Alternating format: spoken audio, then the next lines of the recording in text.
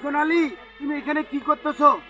হুজুর আমার এখানে টাকা হেরে গেছে, টাকাও পাওয়া যাচ্ছে না। দেখেন তো এর ব্যবস্থা আছে না। তোমার কয় টাকা হারাইছে? 4 আনা না 12 আনা? 1500। 1500 টাকা। আমার কাছে একটা তান্ত্রিক আছে, সেই এক নিমিষেই টাকা বাড়ি করে দিবে। সেই তপস্যা করেনি। তাকে ডাকেন তো।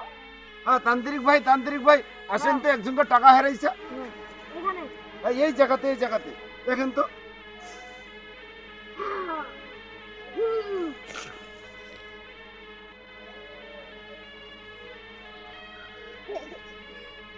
এটা ঘুরে আগত